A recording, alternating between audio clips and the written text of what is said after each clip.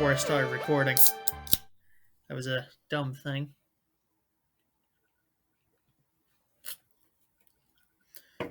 Oh well, I'm sure I'll edit that out at some point. Welcome, listeners. Welcome to Kyle and Cody's Cult Cinema Cast. I'm Kyle. I'm Cody. Yeah. It's something we haven't And done we're in a here. while. Yeah, I keep forgetting about it. I always get distracted. I'm bad at this. Well, you'd think 2 seasons in, you'd know to Yeah, do this you'd stuff. think. But I don't pay you to think. You don't pay me at all, so... Yeah, so this week we're doing Goon. It's a 2011 sports comedy about a guy getting into hockey fights. Yeah, it's pretty good. About sums it up. Sorry, it's just, I was gonna bring up the fact that it had budget of $12 million and it only made $7 million at the box office. Really? Oh, wow. Yeah, I'm looking at that. Yeah. $5 million pitfall. Yeah, and this got a sequel, actually, which is weird. Yeah, that's odd. I guess it made good on DVD. Or did it not get, like, a release in the state, like a theatrical release in the States? Could that be it? But, yeah, no, it's pretty good. Few actors we've seen before. I think, I forget who it is, but the guy who played, the guy who played, the sidekick in Wolf Cop is in this as one of the players. He plays the goalie in this. Yeah, Jonathan Cherry. And then the guy who plays Ricky is in this again from Trailer Park Boys. He was in he was in briefly. He was when they were in the TV station you saw him. Yeah. Like he's not he doesn't have like a speaking role, I don't think, but he's in this. They have quite the cast, actually, all things considered. Yeah, starring Sean William Scott, Jay Baruchel is playing like a friend. Liev Schreiber is in there. Eugene Levy is playing the dad. And Kim Coates played in Sons of Anarchy, and also starring in something else more recent. I think it's Blacklist, but I could be wrong. Alison Pill plays the love interest. She looks very different in the Wikipedia picture. But yeah, it's a Canadian film, obviously. It's directed by Michael Dowse. So 60, so we talked about budget. 6.8 on IMDb, 81 on Rotten Tomatoes, 2 out of 5 on Common Sense. What is that? It's going to be some like conservative thing, isn't it? Oh, it's a parental guidance thing. Yeah, so that's dumb. 87% of Google users like it. I think that's a fair rating. I think IMDb is honestly a little low. Yeah, it's a pretty good movie. Yeah, it's 2011 movie. Got a sequel sometime after this. Yeah, I'm just gonna get into the plot. I don't have anything else. Do you have anything else? I think this the second one. I can't seem to find where the budget worth is. $6.4 million worldwide on a $12 million budget. So the second one lost money again. This one lost money. Yeah, someone's giving these guys money to do this. I guess. I also hear the second one's not as good. Yeah. Robert Ebert actually appraised this film, giving it 3 stars. Is he still alive in 20? So. Is he still? Robert Ebert is. Well, this was released in 2011. Yeah, I don't know. I think he's been dead for a few years. Oh yeah, no, this was 2 years before he died. Yep, we're good. Yeah, that's right. Yeah, he died in 2013. I guess get into the plot. It's not much I can say without getting into it. It's got some decent hockey fights. It's a bit over the top, more than what people think. But I don't think you really need to understand a ton of hockey to watch it. I followed it all right. Yeah, no, I watch a little bit of it. I get dragged to a game every now and then. So yeah, Goon. It said based on true story at the beginning. I should probably look that up. I don't think it is. It said at the beginning. I don't think that's true, obviously. Film is an adaptation on the book Goon, a true story. Yeah.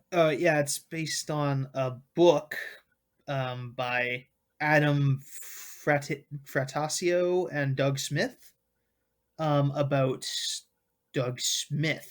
Yeah, so yeah, he's. I guess they even show a bit of his like a bit of footage of Doug Smith in the credits. Yeah, it's based on the book Minor League, a true story of a unlikely journey into minor league hockey. I guess yeah, I guess it's an adaptation of the book. I don't get too much else. I don't think it. Some of the stuff's inspired by other things. Well, this had some controversy surrounding it. Three former NHL enforcers were recently passed away from depression after years of fighting. Head Yeah, trauma. yeah, This is where that's the actually probably a good like point. Yeah, concussion and stuff like that started coming in. yeah, this yeah. I was gonna say some people consider some of the violent tendencies of some of these former enforcers are now coming to light. OJ Simpson was one of them that they might have garnished what he was doing later on in life with what he did professionally beforehand. Being hit too much could have caused traumatic brain injuries that eventually. Same with not OJ Simpson, but Suge Knight, professional football player that was basically benched, and then eventually he may or may not have killed Tupac Shakur or had Tupac Shakur killed. He's in jail now Yeah, though. this would have been. Oh yeah. Uh, yeah. Oh yeah. I do see something confirming that my suspicion of like DVD sales saving this series, but yeah, this would have come out right when they were probably picking up on that again. About concussions. Obviously, we're taking that very seriously right now to an extent. Obviously, I think the fact that I said that is probably going to get someone in the audience angry. It's like, how are you going to say that there? But I mean, like people are taking it seriously. The professional sports, I don't expect to take it as seriously as they should. Well, but like real people are taking it a bit more seriously. It's yeah, I can see why this would have gotten some controversy off that. So yeah, we see a bit of a trash. We open to a bit of trash talking between some of the players, showing Ross Rhea, Leaf Sliver's character, getting into a fight with a guy after some trash talking, and then they get into a fight. Meanwhile, we see our main character, Doug Glatt, observing the fight on the television. He is a bouncer at a bar, possibly an enforcer too. I don't mean that in like the hockey sense. I mean that in the criminal sense of a guy who beats people up as part of his job. Because we see him beating up a guy in an alley, which implies a few things. But yeah, we get to see him a little bit. He's an underachiever. Yeah, we get the impression that he's an underachiever and whatnot. The next scene we get is him outside a synagogue. So Doug Glad is a Jewish character, which is interesting. I suppose that's maybe because Smith might have been. I don't know. We get a few references to that. It gives some interesting stuff to the character. They're talking with his dad and his brother to like another person at the coming out of the synagogue after temple, I think is the term there. And we get introduced to the family. Doug's brother is gay. That's a thing that brought up, which normally wouldn't necessarily be a big thing to bring up in the plot. But when you consider like some stuff later that happens with Dr. Glatt, Doug's dad, it kind of brings up a little bit of things because Doug's brother is waiting outside for his boyfriend or husband to yeah, boyfriend. They would have said if it was they were married, but his boyfriend to show up and pick him up, and he runs over to the brother runs over to the boyfriend and they kiss and then go out into a car, and Dr. Glatt makes the comment. This is also contrasted to the educational failings of Doug, and he after the kiss, Doctor Glatt makes a crack about they're both adopted, which in another circumstance perhaps would have been like a funny joke, but less so in this movie because we get some stuff later in the thing where like Doug and his father and his mother and his Doug and his parents, sorry, they don't like have a big argument and don't talk to each other for the rest of the movie. And I don't know that they reconcile. And I think that's kind of I get the impression that like Dr. Glatt is like somewhat homophobic. Not obviously to the extent of like disowning his gay son, but to the extent of like, that's disappointing, which is also very bad. So that's an interesting little relationship they have there, and the character, yeah, it's just a neat, an interesting character dynamic. I pointed out, I thought was interesting. We next cut to Doug Glatt talking to Jay Bruchel, Jay Bruchel's character Pat, who hosts a web show called Hot Ice, which is like about local hockey, or no, it's about like hockey fights and uh, checking and whatnot. They're talking about the like a recent incident involving the professional hockey player Ross Ray, who is just like taken a stick off and like slammed a guy in the back of the head with it and got like a 21 game suspension, which is Hmm. pretty big. I think that's I forget how many seasons is in the NHL season, but it's There's quite a one bit. season in the NHL seasons. No, I mean how many games are in the season? I do believe 63, but they're not in the okay, he's in the NHL. Yeah, Ross Ray is initially in it, and he gets essentially as a result of this big suspension, he gets let go, and he goes back into the minor leagues as part of like this like NHL. They have farm teams essentially where you can play on your way to like train you up into playing the NHL typically, or if you're just like not making it, it can be a lot of people like it. It's fun to watch sometimes. I don't really care for the AHL. I don't know. I had a cousin that played in it for a little bit. Forget who he played for. This is Canada, so Well, no, yeah, it is, but I was gonna say a lot of the players are stolen and traded to American teams. yeah, my cousin did play in the AHL, and it was an American team. This is kind of the league they end up playing in later in the movie is kind of like a Eastern Canada league. I think they play in like the Maritimes and in Quebec a bit, and then some places in like New York State and Maine. Minors is what they're calling it here. Yeah, it's a minor league, yeah, as opposed to the major league, which would be the NHL. But yeah, they are him and Doug and Pat are discussing that event. It's what they're going to be talking about on the show. What he's going to be talking about on the show tomorrow night. He has like a little local access talkie show. He swears a lot in it, and Yeah, I don't really care for Jay Parshall's character in this.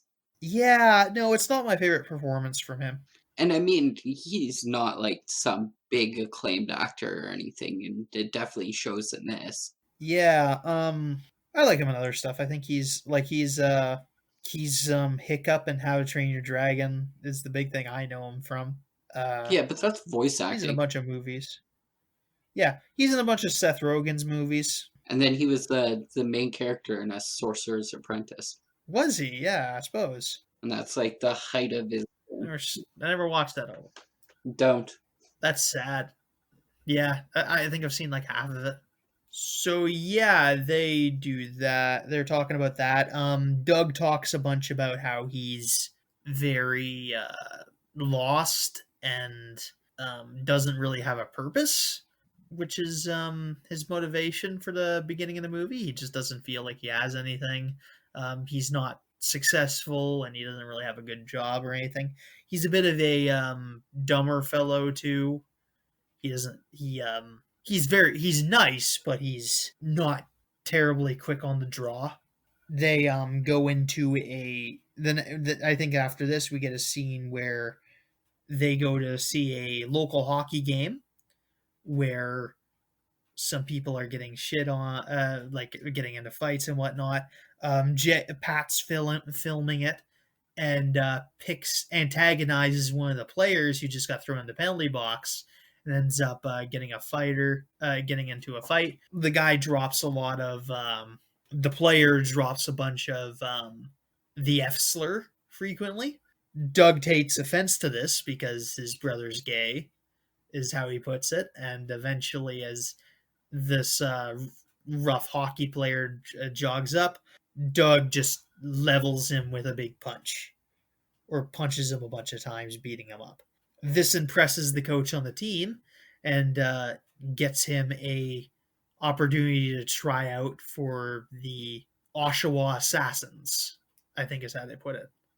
So he's originally they're in Ontario currently, right? Is Oshawa in Ontario? I think so.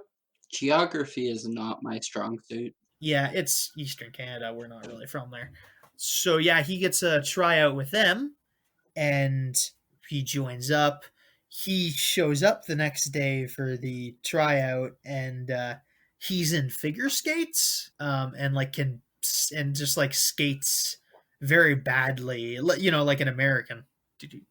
There's my American being bad at hockey joke for the episode. I'll leave it there. So, yeah, I was gonna say he skates like me, but I thought it'd be more funny to dunk on the Americans really hard. Sometimes we just got to. Oh yeah, no, and don't worry. I understand that you won that game against the Russians that one time, which you're very impressed with. Uh, uh, I'm gonna have to like watch Miracle on Ice sometime just to make fun of it, because it's just like such a cute movie to me. I was gonna make a burning down the White House joke, but I Fair can't enough. figure Yeah, out no, a way to make that work. yeah, no, it's the yeah, no, it's just such a cute movie to me that they're so impressed with this one time they beat Russia in hockey. And it's like, "Oh, you won a gold medal in hockey that year. That's so good for you. We're so proud." How many gold medals does Canada have at the Olympics for hockey? I forget. It's up there. I think we have the most. I had looked it up at one point. Anyway, so yeah, he gets on the 13 ice. gold. He's barely, yeah, 13. That's, I forget how many there are in total. So yeah, they're having their he's having the tryout. He can barely skate. One of the players on the team picks a fight with him, and Doug ends up just beating up half the team, which the coach is impressed with. He'd be more mad if like he wasn't if the team wasn't 1-9. So, as I think he puts it. Oh, he just like hard like I'm pretty sure in this fight at some point in time he picks up like a discarded hockey helmet and just like slams it into somebody. I'm pretty sure he kicks a guy in the balls with his skate. Although there's Like cups. Yeah, there's like a athletic cup there for sure, and that would protect him from getting his dick chopped off. But still, he was not nice to any of these people.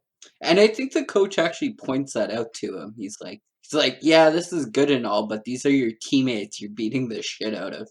yeah, no, that's pretty decent. Yeah, it's a decent fight. So he gets on there. We get a couple scenes of him practicing a bit. So he has a bit of we get a glimpse of his first game. Nah, hold on. So he gets on the team essentially because he's such a good fighter. Because they're recruiting him as a goon, which is a thing that some hockey teams do, where they'll hire a player to like pick fights with other players on the opposing team and like take penalties, or like and like get rid of opposing players. And also if like one of your good players on the team gets into a fight, it starts to get into a fight, the goon can go in and like interrupt and like take the full penalty for the fight, and the other guy will just take a smaller penalty. Because hockey, they Yeah, do. well, in hockey fights are worth like 5-minute penalties. But it's normally awarded both ways. So Yeah, you're no, not losing a fights, player, yeah. but you are. Like it'll go on to 4-on-4 instead of 5-on-5. Yeah, we have to explain everything to the audience, Cody. Some of the Americans in the audience aren't going to know how hockey works, so we have to talk very slowly to them. Yeah, there's tiered penalties in hockey where you can get like a 2 minute penalty or a 5 minute penalty where you essentially get taken off the ice for so many minutes and that leaves your team at a disadvantage. Fights are kind of like makes the teams equal. It's because both players will get 5 minutes. So yeah, he gets the number 69 because Pat tells him to take the number 69. He gets a bit of education because he's not good at this yet, so they teach him to skate more or less properly and like teach him to fight on ice a bit because it's like a bad boxing match except you're on skates because when you're playing hockey you're on these shoes with little blades on them that you slide around the rink on them. um I know it's a difficult concept for the Yankees, so this is going to be where I get the hate mail. This is where I'm going to piss everyone off. It's not going to be lefty politics. It's not going to be like anything else I've said in the past. It's going to be me implying that Americans don't know how to play hockey. It's all in good fun, guys. I know you can't help it. It's fine. If you address it, that only means I win. So yeah, he gets into this a little bit. He does a couple games. He punches some people. He ends up getting recruited by a team in Halifax in the minor leagues, which is normally reserved for people that actually know how to play hockey. That's actually okay. That I gotta clarify this. That was a knock against Doug Glatt. That wasn't a knock against the Americans this time. I know I phrased it like one of those, but this time no. Doug Blatt is very much a guy who barely knows how to play hockey and like punches people and like just punches people and is the only reason he's useful. So he's getting recruited to like this NHL farm team in the minor leagues called the Halifax Highlanders. We get a little bit of information on them. There was their key player is a guy called LaFlemme, who was like drafted number 2 in the NHL draft, but got a bad concussion, and that's kind of like thrown him off. And he's just been in a funk ever since. So the Halifax Highlanders are in a bad spot. So they've recruited this thug, which is a weird way to go about this because he's such a bad hockey player. There's actually, I think, a lot of debate in like people who know how hockey works about how useful the goons actually are. I think a lot of really good teams don't actually have them these days.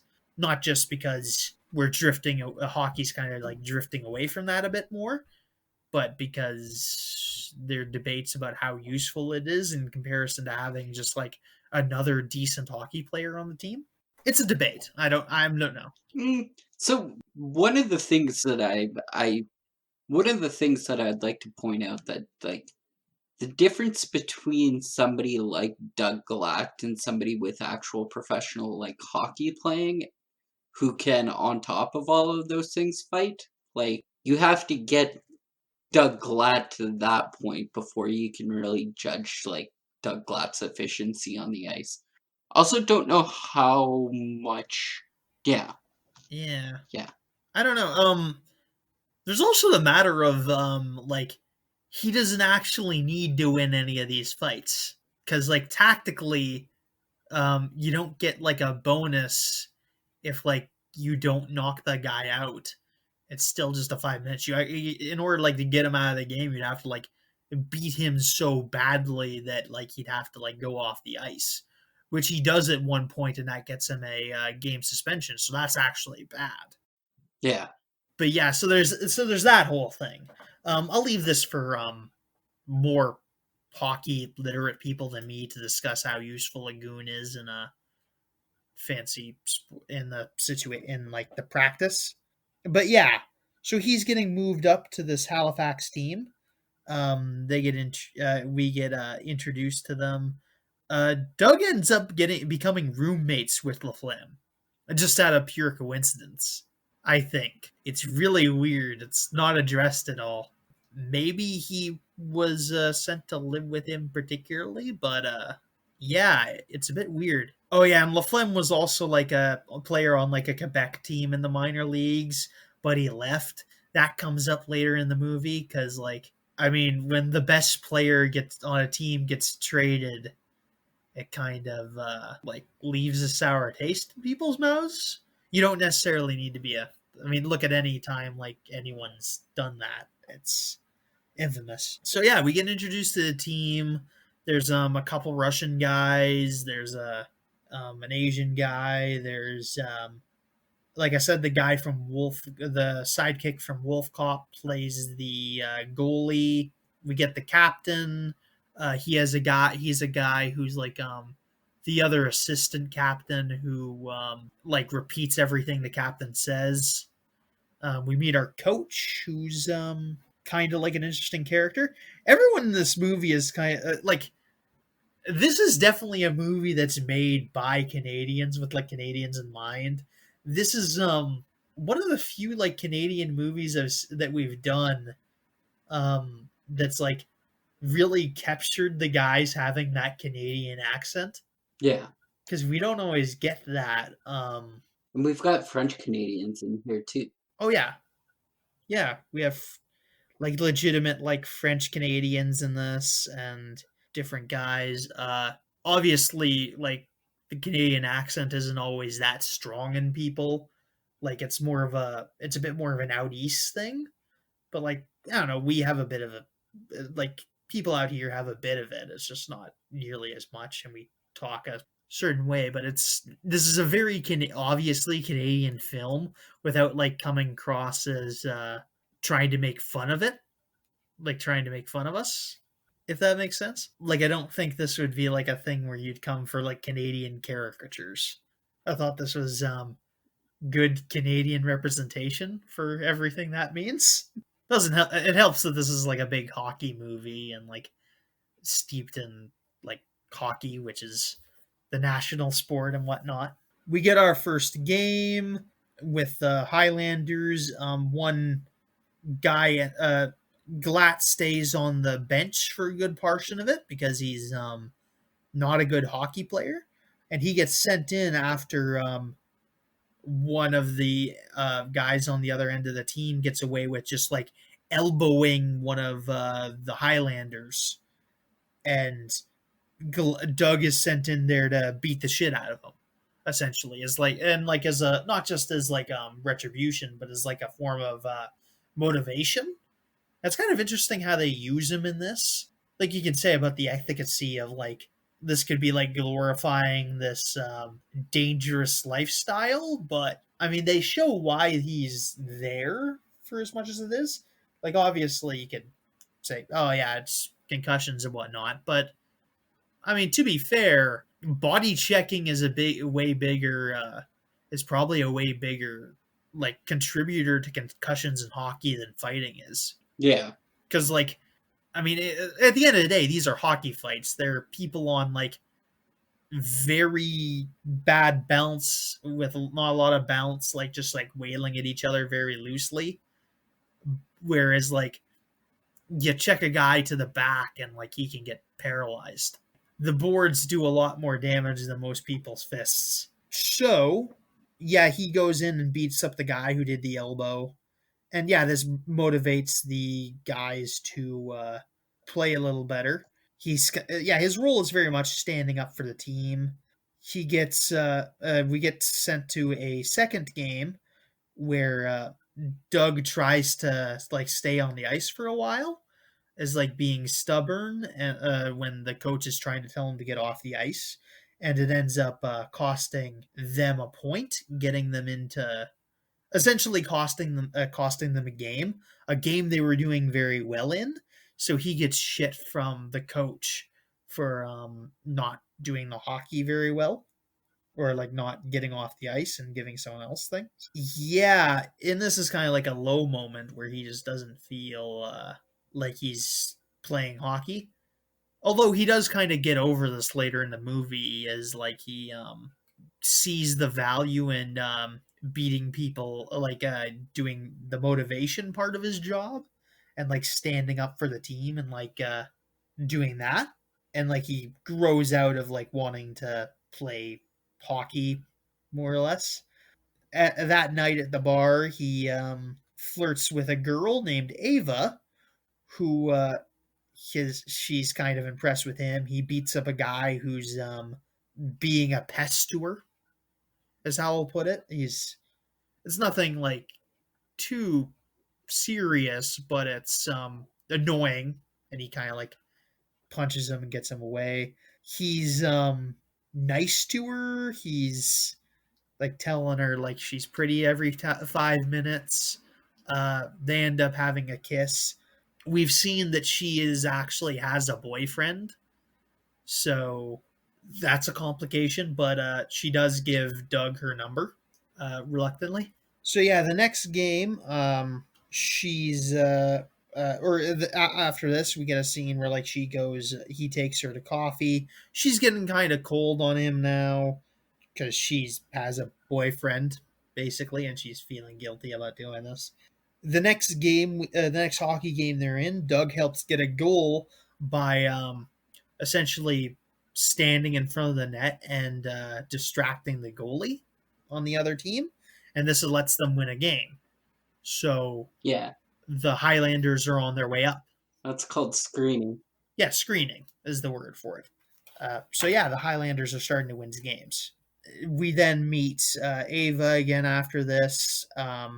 She essentially warns Doug off after like he brings her a bunch of like flowers and chocolates and a little plush of the team's mascot. He ends up being very sad, and she ends up pitying him and giving him a ride home. They kiss in the car, but she's still dumping him for now. Although they keep talking through all this because she likes him, and she talks about having like being out there. The word she says she's like, I don't know if I have a policy of not using slurs on this show, and I'm not sure if this is. She accuses her. I'm not going to use it.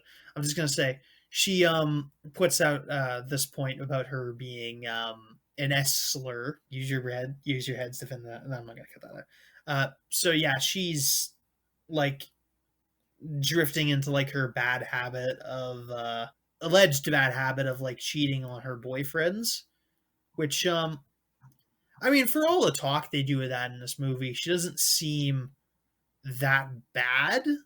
um I mean, obviously it's not like a big real world problem, but we don't see like, obviously she's falling in love with Doug, so that's kind of like drifting her away from that behavior anyway. But it's a bit of a character arc, I guess. I don't know how to feel about it in total, but it's all right. And in the movie's favor, she's Doug's also not being super weird about this. Like, he's not being like super creepy. Like, he's maybe like calling her when he maybe called her once when he wasn't like given a ton of positive reinforcement to that, but he's not. The movie doesn't go full creepy romantic comedy, so there's that. We get our next hockey game, and Doug's family has come to see him along with Pat. He gets into a fight. He gets some fighting done, beats up a guy in front of his parents, and the parents are all like disgusted and disappointed. He also scores a goal in the game. He scores his first goal after like a puck bounces off his ass into the net. So he gets a point there. So good for him. Mhm. He gets a couple assists later in the movie though. So there's that. So he has points. Maybe only single digits, but he's got a few score points in the league. Well, he's playing defense, so Yeah, true. A lot of the defense are playing backlines. They're not like crashing the net or anything. They're mostly playing blue It line. can be a habit. Yeah, it can be a habit. Like a defenseman can score though sometimes. But yeah, he scores his first goal and he's really impressed. And he meets his parents for supper after the game. He goes to a restaurant where the guy in charge of it is very impressed with him. He's like signed like a picture of himself on the wall, so he's a bit of a celebrity, in a sense, like that minor celebrity sort of thing. And everyone's like really happy for him, except for his parents, who are like really dismissive of what he's doing.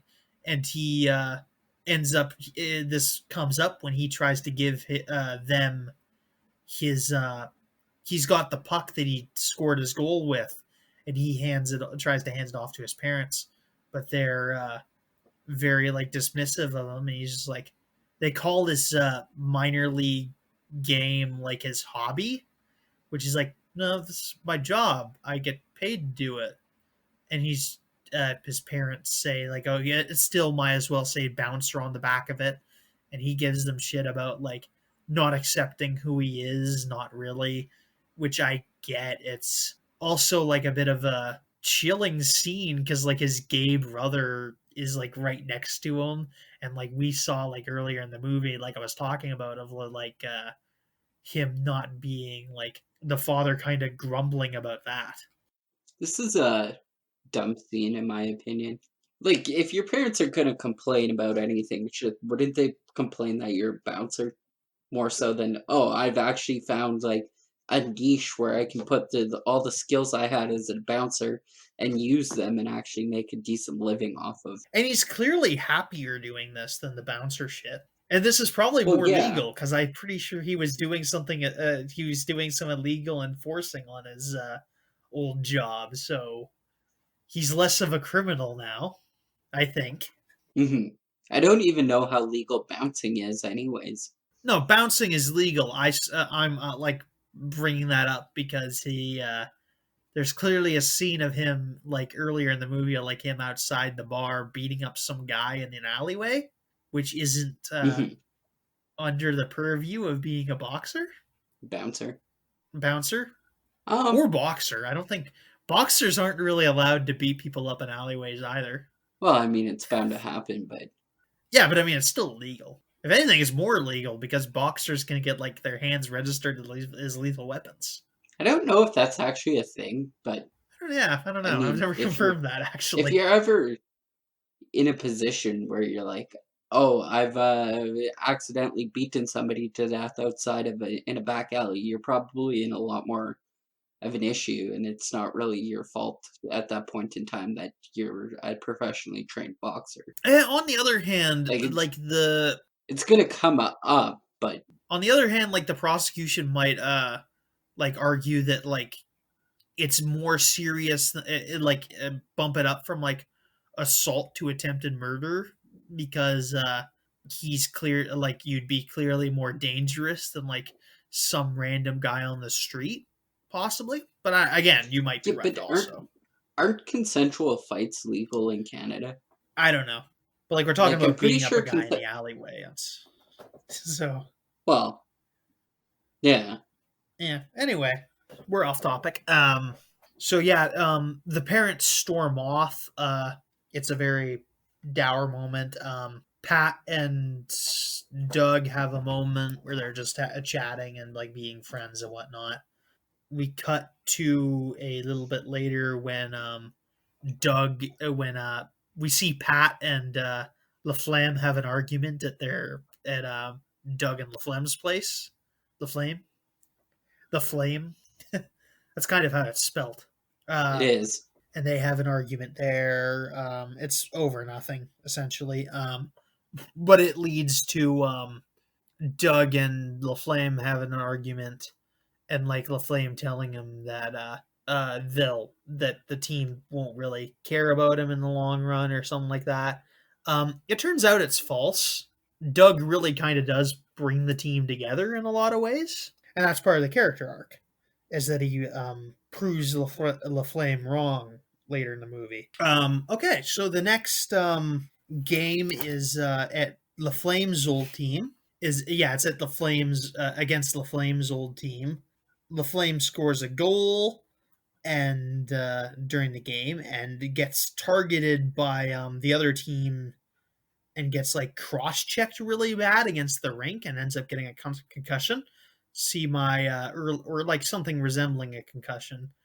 He's definitely on watch essentially of like, okay, you're not playing for your next game. This is also a really bad moment because it was pointed out earlier that they have the Highlanders have 4 games left, and they need to win 2 of them in order to make the playoffs. Him getting knocked out is really bad because they're going to miss a game. LaFlame After LaFlame gets knocked out, Doug charges over and beats up the guy who knocked out LaFlame and ends up beating him really bad and ends up getting a major suspension. So that ends up blowing the game for them. Yeah, so he gets yelled at a bit. And so, yeah, he won't be playing in the next game they play. He's texting Ava a little bit after this. They're like building up to an affair, sort of. It's not going anywhere too far right now, but it's building up their relationship. She was also she's also been like watching his games on TV and like kind of approving on him from afar, quote unquote.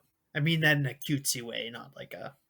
So the next game is going to be against the team that Ross Ray had gotten demoted down to, called the Shamrocks. I think St. John's Shamrocks. Doug's like in town because he's still practicing with everybody, but he's wandering around at 3 in the morning and meets up with actually finds Ross Ray at a diner having dinner, and he goes in to like show his respect and chat with the guy and like shake his hand and whatnot.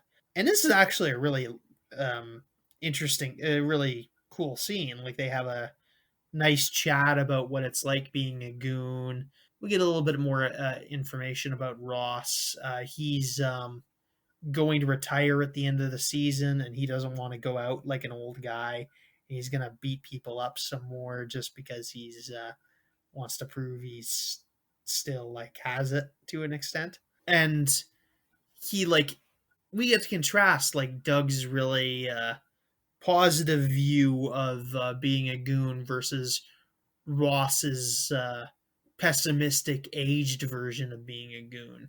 And like Ross not really considering what he's doing playing hockey, whereas like Doug does, and they have a very good conversation and great scene. They have a nice chat. We cut to the game of the Shamrocks versus the Highlanders. During the stretch of the game, Ross ends up getting into a fight with the captain of the Highlanders and gets beat up pretty bad. Not bad enough to take him out of the season or anything, but takes him out of the game, establishing Ross Ray as like a big threat to rival Doug. Yeah, they're after this they lose the game, and that makes it so that the Highlanders need to win their last 2 games in order to make the playoffs, which is the goal of the movie. We don't get to see the playoffs. They Ross goes home for the night after going to the game, and has a chat with a depressed looking Xavier Laflame. Is the full God? He has a cool name, Xavier Laflame. I just gotta I gush about mean, that for a second. He's got such a cool name. yeah, but he's French Canadian. That doesn't matter. He can still have a cool name. Their accent throws me off. And like I looked into this guy's like the actual actors like he's known specifically for like French Canadian parts or French parts.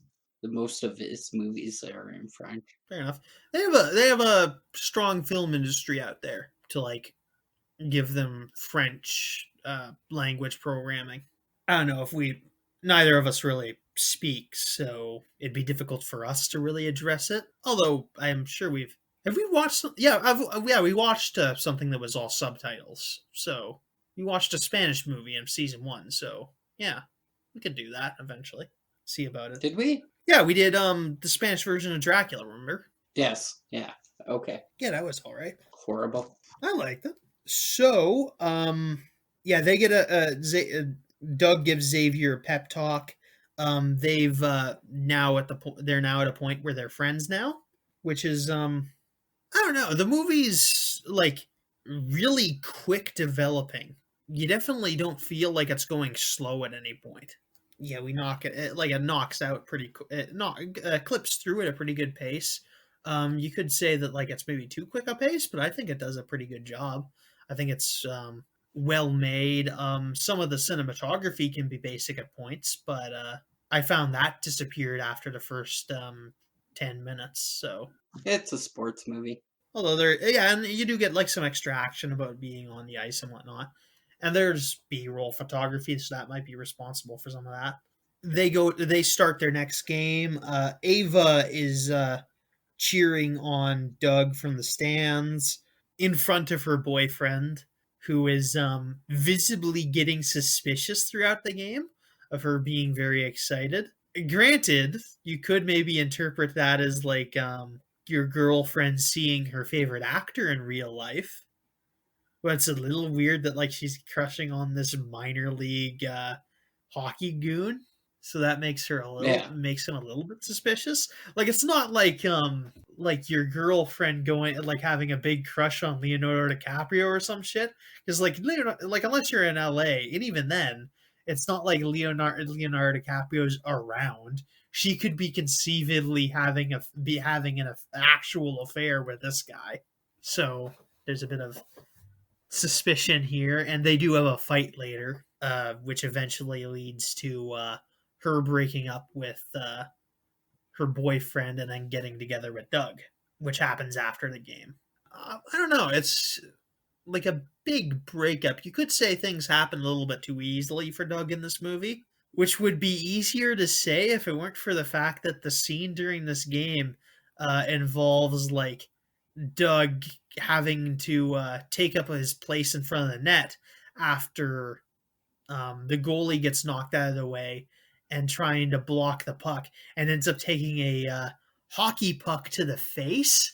And not only that, but the puck goes to the ground and he's fallen over, and then the guys start kicking the like trying to knock the puck into the net with his into his face again.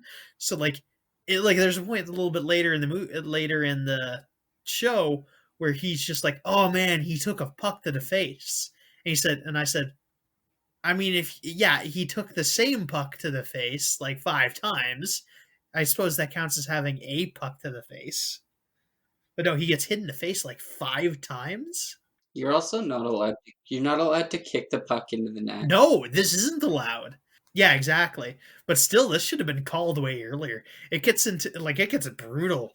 It ends up resulting into like a rink wide fight after like the ref refuses to call this fight, and that is something. I've seen a rink wide fight once, or a line brawl as they call it. I'm surprised everyone didn't get suspended after this, but there's only 2 games left in the season. Also, I don't really know what the protocol is on that. So yeah, they like carry basically just carry Doug off the ice after he's just had a puck slammed into his face 9 times, which is incredibly painful looking.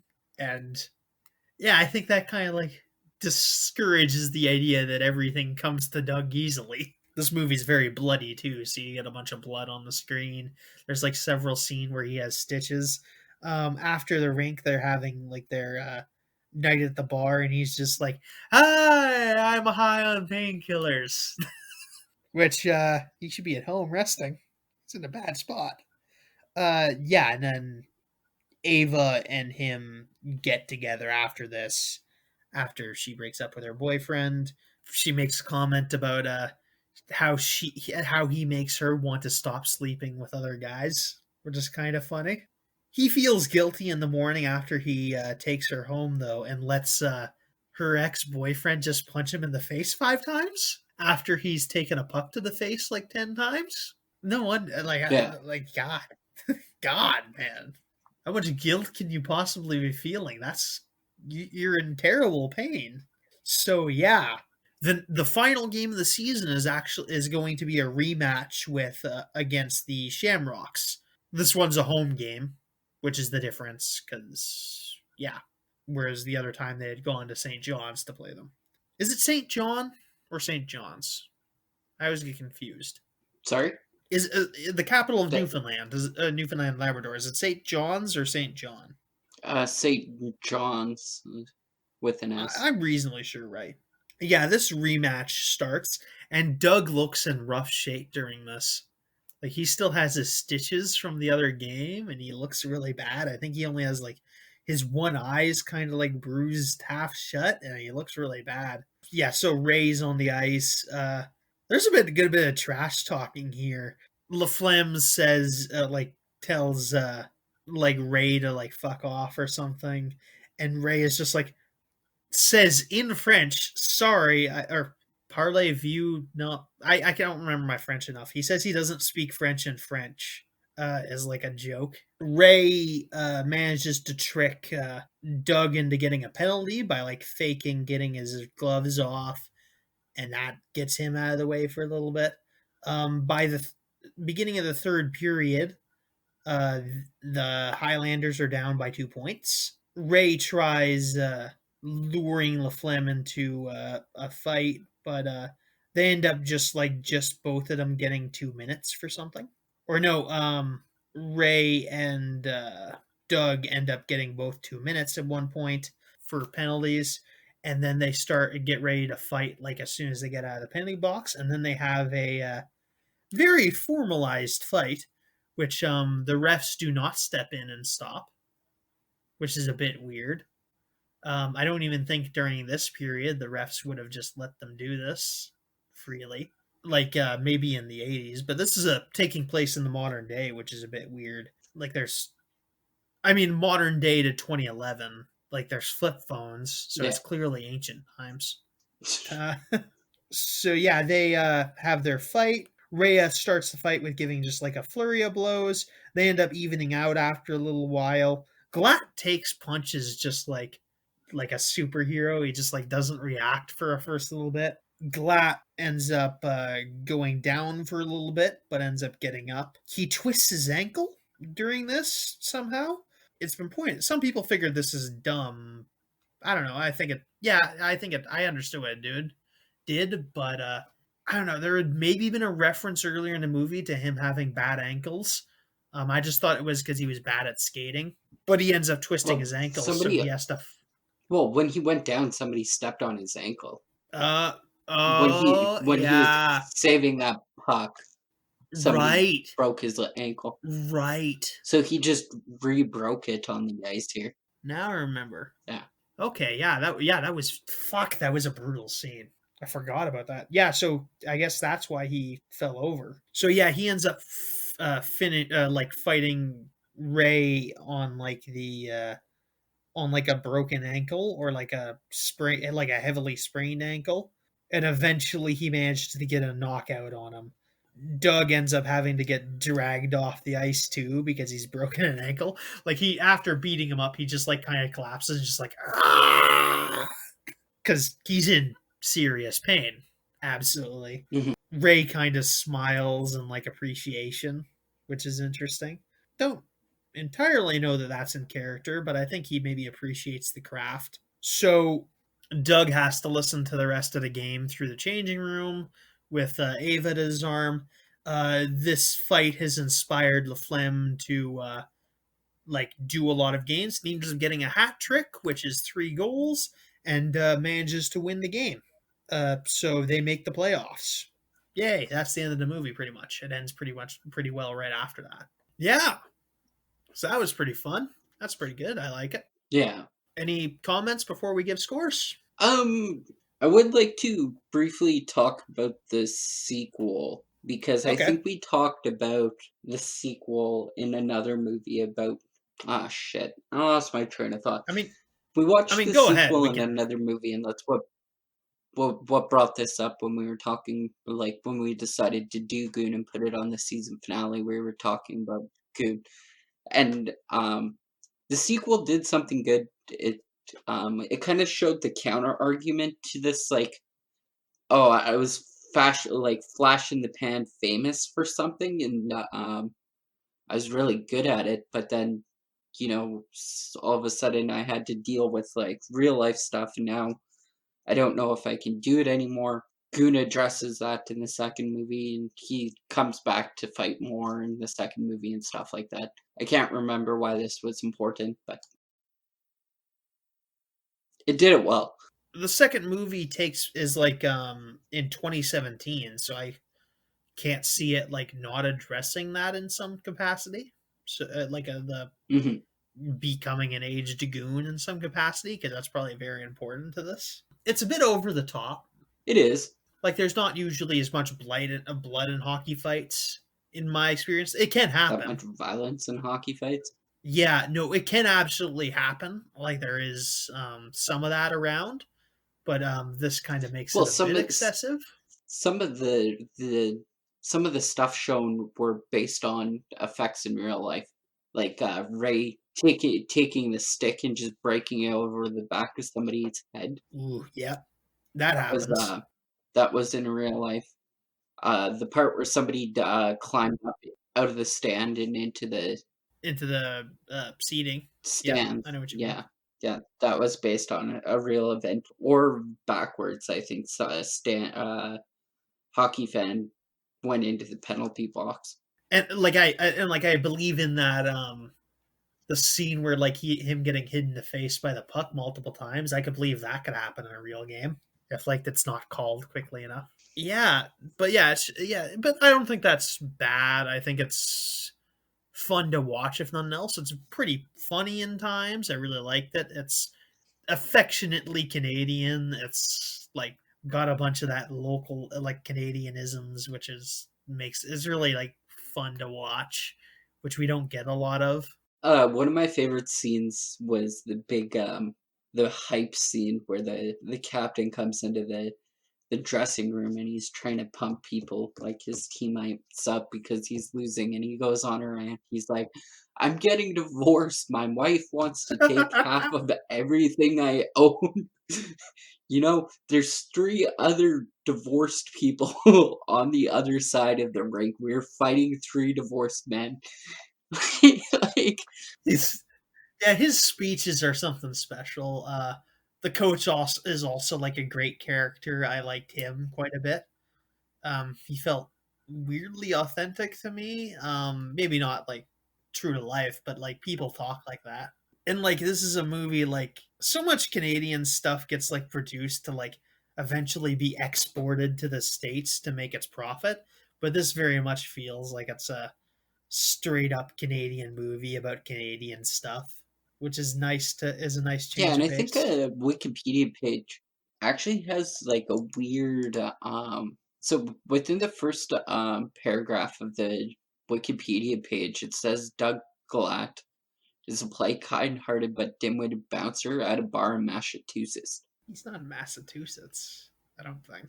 That's what it says. I'm just literally reading off what it says to you. It says he's in Massachusetts. Massachusetts? Massachusetts. Yeah. It just reading that word looks weird. Massachusetts. Massachusetts. I don't know. I give up. Massachusetts. Sure. Sure, he's Like from Massachusetts. Yeah, this is we're from Canadian, like Canada, and we live in a province called Saskatchewan. And I find the word Massachusetts hard to mash it. Mash, because it looks like it should be Massachusetts, Massachusetts, and that just sounds wrong. I'm positive that's weird because like I don't know, I suppose he goes to a they're going to a local restaurant. Yeah, okay. Yeah, I guess he has the Fuck this. I am upset about that. That makes me upset. I'm granted he's not like remotely like he's not like the most Canadian character here, but like it's mostly put it out through the supporting cast. But yeah, Mhm. um, I mean, it's very possible, but like, I always just assumed Doug Glatt was like Canadian. I just felt like he, well, the you know, entire movie takes place in Halifax, and like or like all like they spend like half the game. They maybe go into like American cities twice, and like he had like gotten recruited to a team in Oshawa at the beginning, so that's another thing. I actually Like, looked into that. It's not Oshawa. oh, is it not? He plays for the Orangetown Assassins. Oh, hmm. I had that wrong. Yeah, Weird. it sounded Are we right, but I sure? guess it. Yeah, I And is this wiki vandalism? I hope so. Kind I of. really hope that Anyway, like somebody has so little time on their hands that they're just like, yeah, let's go fuck with the Goon Wikipedia page. George LaRock, he was an enforcer for the Montreal Canadiens, um, and lots of other teams. He played a role as the one of the enforcers, like the really really polite African American enforcer who's like, yeah, good fight, and he's like, thanks for the fight, and he's like, yeah, there's a bunch of like weird scenes where he's just like, "Hey, do you want to? Hey, you want to fight?" Yeah, I was like, "Yeah, kind of. Yeah, let's do that. It seems like a fun thing to do." They have like a very yeah, that was George elegant LaRock. attitude toward this. Yeah, it was interesting. What do you give the movie, Cody? I'm gonna give this about an 8 out of 10. I really like this film, and like, it might be amongst like a few of the my favorite sports movies, which probably include The Blind Side, and that's about it because I don't really watch a whole bunch of sports movies. But yeah, Yeah, me it's neither. definitely up there. And I used to play hockey. I didn't play it well. I am an awful skater. Um, but I liked it. And the only really big counter argument I have to this whole movie is I don't really like Jay Baruchel's performance in this. I just find him way too over the top, and it kind of throws it off for me. If you were in the movie more, He redeems himself because he actually was the person who directed the second one. He was the screenwriter for this one, and then he directed the second one. okay. So, and also it has Sabretooth in it. Yeah, that's true. That's yeah. I'm giving it an 8 too. I think I'm on the same page as you. The complaints I have don't really bother me enough to like. I could maybe go down to a 7 if I really wanted to, but I had a like I enjoyed this enough to give it an 8. It's an emotional 8, but it's an 8. I don't think I can really give it into like the 9 territory in good conscience, but yeah, good emotional 8.